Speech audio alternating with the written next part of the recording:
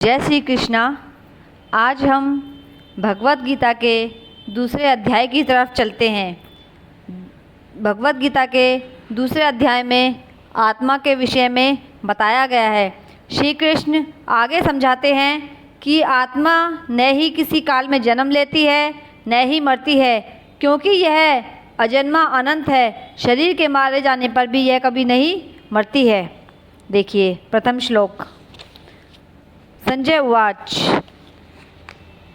तं तथा कृप्या अविष्टम् अश्रुपूर्ण आकुल ईक्षणं विषीदन्तम् इदं वाक्यम् उवाच मधुसूदनः।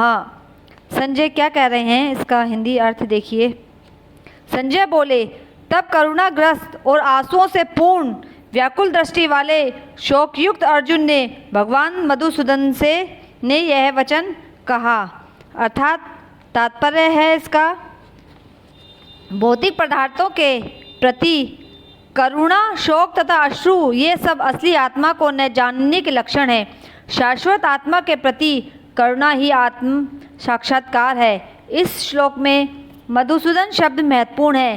कृष्ण ने मधु नामक असुर का वध किया था और अब अर्जुन चाह रहा है कि कृष्ण उस अज्ञान रूपी असुर का वध करे जिसने उसे कर्तव्य से विमुख कर रखा है। यह कोई नहीं जानता कि करुणा का प्रयोग कहाँ होना चाहिए। डूबते हुए मनुष्य के वस्त्रों के लिए करुणा मूर्खता होगी। अज्ञान सागर में गिरे हुए मनुष्य को केवल उसके बाहरी पहनावे अर्थात स्थूल शरीर की रक्षा करके नहीं बचाया जा सकता।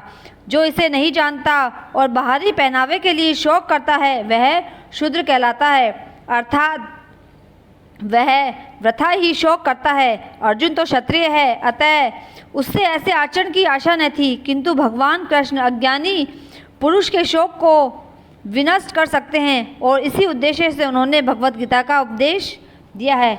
यह अध्याय हमें भौतिक शरीर तथा आत्मा के वैश्लेषिक अध्ययन द्वारा आत्म साक्षात्कार का उपदेश देता है, जिसकी व्याख्या परम अधिकारी भगवान कृष्ण द्वारा दी गई है। दूसरे श्लोक की तरफ चलते हैं। श्री भगवान उवाच कुतः त्वकश्लेषम् इदं विस्मे समुपस्थितम् अनार्य दृष्टम् अस्वर्गयम् अकीर्तिकरम्। अर्जुन। हिंदी भावार्थ देखिए। श्री भगवान बोले, हे अर्जुन, तुम्हें इस असमय में यह शोक किस प्रकार हो रहा है, क्योंकि न यह श्रेष्ठ पुरुषों द्वारा आश्रित है, न स्वर्ग देने वाला है, न ही यश देने वाला है। तात्पर्य, श्री कृष्ण तथा भगवान अभिन्न हैं, इसलिए श्री कृष्ण को संपूर्ण गीता में भगवान ही कहा गया है। भगवान परम सत्य की पराकाष्ठा है। परम सत्य का बोध ज्ञान की 3 अवस्थाओं में होता है। ब्रह्म या निर्विश्व सर्वव्यापी चेतना, परमात्मा या भगवान का अंतर्यामी रूप जो समस्त जीवों के हृदय में है, तथा भगवान या श्री कृष्ण परम सत्य ही। यह धारणा इस प्रकार बताई गई है।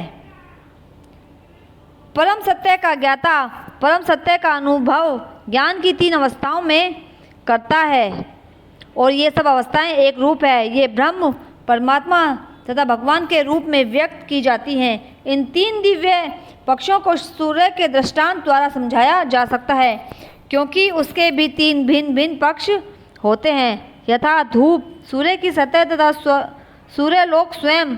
जो सूर्य के प्रकाश का अध्ययन करता है वह नौसिखिया है। जो सूर्य की सतह को समझता है वह कुछ आगे बढ़ा हुआ होता है, और जो सूर्यलोक में प्रवेश करता है वह उच्चतम ज्ञानी होता है। जो नौसिखिया सूर्य प्रकाश, उसकी विश्वव्याप्ति तथा उसकी निर्विश्व प्रकृति के अखंड तेज के ज्ञान से ही तुष्ट हो जाता है, वह उस व्यक्ति के समान जो परम सत्य के ब्रह्म रूप को ही समझ सकता है। जो व्यक्ति कुछ अधिक जानकर वह सूर्य गोले के विषय में ज्ञान सकता है, जिसकी तुलना परम सत्य के परमात्मा स्वरूप से की जा सकती है। संस्कृत शब्द भगवान की व्याख्या व्यासदेव के पिता पराशर मुनि ने की है। समस्त धन, शक्ति, यश, सौंदर्य तथा ज्ञान त्याग से युक्त परम पुरुष भगवान कहलाते हैं। ऐसे अनेक व्यक्ति हैं जो अत्यंत धनी हैं, अत्यंत शक्तिमान हैं, अत्यंत सुंदर हैं, अत्यंत विख्यात, विद्वान तथा विरक्त हैं, किंतु कोई साधिकार यह नहीं कह सकता कि उसके पास सारा धन, शक्ति आदि है। एकमात्र कृष्ण ही ऐसा दावा कर सकते हैं, क्योंकि वे भगवान हैं। ब्रह्मा, शिव या नारायण सहित कोई भी जीव कृष्ण के समान पूर्ण ऐश्वर्यवान नहीं है। अतः ब्रह्म संहिता ने स्वयं ब्रह्मा जी का निर्णय ही भगवान श्री कृष्ण स्वयं भगवान है, न उनके कोई तुल्य है, न ही उनसे कोई बढ़कर है। वे आदि स्वामी या भगवान है, गोविंद रूप में जाने जाते हैं और समस्त कारणों के परम कारण हैं। ऐसे अनेक पुरुष हैं जो भगवान के गुणों से युक्त होते हैं। तीसरे श्लोक की तरफ चलते हैं। कैव्यम वा स्मागमः पार्थ न एतत्तवि उपपद्यते शूद्रं हृदय दौर्बल्यं त्यक्त्वा उत्तिष्ठत् परन्तप। इसका हिंदी भावार्थ, हे प्रथापुत्र, कायरता को मत प्राप्त हो, यह तुम्हें शोभा नहीं देती। हे शत्रुतापन, हृदय की तुच्छ दुर्बलता को त्याग कर खड़े हो जाओ। इसका तात्पर्य है, अर्जुन को प्रथापुत्र के रूप में संबोधित किया गया है। प्रथा कृष्ण के पिता वसुदेव की बहन थी, अतः कृष्ण के साथ अर्जुन का रक्त संबंध था। यदि क्षत्रिय पुत्र लड़ने से मना करता है तो वह नाम का क्षत्रिय है, और यदि ब्राह्मण पुत्र अपवित्र कार्य करता है तो वह नाम का ब्राह्मण है। ऐसे क्षत्रिय तथा ब्राह्मण अपने पिता के अयोग्य पुत्र होते हैं। अतः कृष्ण यह नहीं चाहते कि अर्जुन अयोग्य क्षत्रिय पुत्र कहलाए हैं। अर्जुन कृष्ण का घनिष्ठतम मित्र था और कृष्ण प्रत्यक्ष रूप से उसके रथ का संचालन कर रहे थे, किंतु इन सब गुणों के होते हुए भी यदि अर्जुन युद्ध भूमि को छोड़ना चाहता है तो वह अत्यंत निंदनीय कार्य करेगा। अतः कृष्ण ने कहा कि ऐसी प्रवृत्ति अर्जुन के व्यक्तित्व को शोभा नहीं देती। अर्जुन यह तर्क कर सकता है कि वह परम पूज्य भीष्म तथा स्वजनों के प्रति उदार दृष्टिकोण के कारण युद्धभूमि छोड़ रहा है, किंतु कृष्ण ऐसी उदारता को केवल हृदय दौर्बल्य मानते हैं। ऐसी झूठी उदारता का अनुमोदन एक भी शास्त्र नहीं कर सकता। अतः अर्जुन जैसे व्यक्ति को कृष्ण के प्रत्यक्ष निर्देशन में ऐसी उदारता या तथाकथित अहिंसा का परित्याग कर देना चाहिए। चौथे श्लोक की तरफ चलते हैं। अर्जुन उवाच कथम भीष्मम् अहं संख्य द्रोणं च मधुसूदन इषुभिः प्रतियोत्स्यामि पूजा अहो अरिसूदन। अर्जुन क्या कह रहा है इसमें? अर्जुन बोले, हे मधुसूदन, मैं रणभूमि में किस प्रकार बाणों से पितामह भीष्म और गुरु द्रोणाचार्य के विरुद्ध लड़ूंगा, क्योंकि हे अरिसूदन, ये दोनों ही पूजनीय हैं। अर्थात तात्पर्य है, भीष्म पितामह तथा दुर्योधन द्रोणाचार्य जैसे सम्मान्य व्यक्ति सदैव पूजनीय हैं। यदि वे आक्रमण भी करें तो उन पर उलट कर आक्रमण नहीं करना चाहिए। यह सामान्य शिष्टाचार है कि गुरुजनों से वाग युद्ध भी न किया जाए। यहाँ तक कि यदि कभी वे रुक्ष व्यवहार करें तो भी उनके साथ रुक्ष व्यवहार न किया जाए। तो फिर भला अर्जुन उन पर बाण कैसे छोड़ सकता था? क्या कृष्ण कभी अपने पितामह नाना उग्रसेन या अपने आचार्य सांदीपनि मुनि पर हाथ चला सकते थे? अर्जुन ने कृष्ण के समक्ष यही भी कुछ तर्क किए थे। पांचवें श्लोक की तरफ चलते हैं आगे। देखिए क्या तर्क दिए थे। गुरून् एहत्वा हि महाअनुभवान् श्रेय भोक्तुं भैक्ष्यम् अपि इह लोके हत्वा अर्थकामान् तु गुरून् इह एव भुञ्ज्य भोगान् रुधिरप्रदिगादान्। क्या कहा था? ऐसे महापुरुष जो मेरे गुरु हैं, उन्हें मार कर जीने की अपेक्षा इस संसार में भीख मांगकर खाना अच्छा है। भले ही वे सांसारिक लाभ के इच्छुक हों, किंतु है तो गुरुजन की यदि उनका वध होता है तो हमारे द्वारा भोग्य प्रत्येक वस्तु उनके रक्त से सनी होगी। इसका तात्पर्य शास्त्रों के अनुसार ऐसा गुरु जो निंद्य कर्म में रत हो और जो विवेक शून्य हो त्याज्य है। दुर्योधन से आर्थिक सहायता लेने के कारण भीष्म तथा द्रोण उसका पक्ष लेने के लिए बाध्य थे। यद्यपि केवल आर्थिक लाभ से ऐसा करना उनके लिए उचित न था। ऐसी दशा में वे आचार्यों का सम्मान खो बैठे थे। किंतु अर्जुन सोचता है कि इतने पर भी वे उनके गुरुजन हैं, अतः उनका वध करके भौतिक लाभों का भोग करने का अर्थ होगा रक्त से सने अवशेषों का भोग। अगले श्लोक की तरफ चलते हैं। न च विद्यकत्रत गरीयता वजेयम यदि वन जययुयान एवहत्वन जिजीविषाम ते अवस्थिता प्रमुखे धृतराष्ट्रः। हिंदी भावार्थ देखिए। हम यह भी नहीं जानते कि हमारे लिए युद्ध करना श्रेष्ठ है या न करना, और यह भी नहीं जानते कि हम उन्हें जीतेंगे या वे हमको जीतेंगे। जिनको मारकर हम जीना नहीं चाहते वे धृतराष्ट्र के पुत्र ही हमारे सम्मुख खड़े हैं। अर्थात इसका तात्पर्य है अर्जुन की समझ में यह नहीं आ रहा था कि वह क्या करे, युद्ध करे और अनावश्यक रक्तचाप का कारण बने। यद्यपि क्षत्रिय होने के नाते युद्ध करना उसका धर्म है, या फिर वह युद्ध से विमुख होकर भीख मांगकर जीवन यापन करे। यदि वह शत्रु को जीतता नहीं तो जीविका का एकमात्र साधन भिक्षा ही रह जाता। फिर जीत भी तो निश्चित नहीं है, क्योंकि कोई भी पक्ष विजयी हो, यदि उसकी विजय भी हो जाए तो भी यदि धृतराष्ट्र के पुत्र मरते हैं उनके बिना रह पाना अत्यंत कठिन हो जाएगा। उस दशा में यह उसकी दूसरी प्रकार की हार होगी। अर्जुन द्वारा व्यक्त इस प्रकार के ये विचार सिद्ध करते हैं कि वह न केवल भगवान का महान भक्त था, अपितु वह अत्यधिक प्रबुद्ध और अपने मन तथा इंद्रियों पर पूर्ण नियंत्रण रखने वाला था।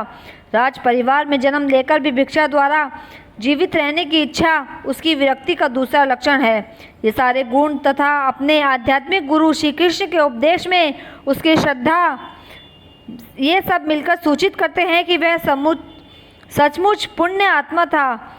इस तरह यह निष्कर्ष निकला कि अर्जुन मुक्ति के सर्वथा योग्य था। जब तक इंद्रियां संयमित न हो ज्ञान के पथ तक उठ पाना कठिन है, और बिना ज्ञान तथा मुक्ति के मुक्ति नहीं होती।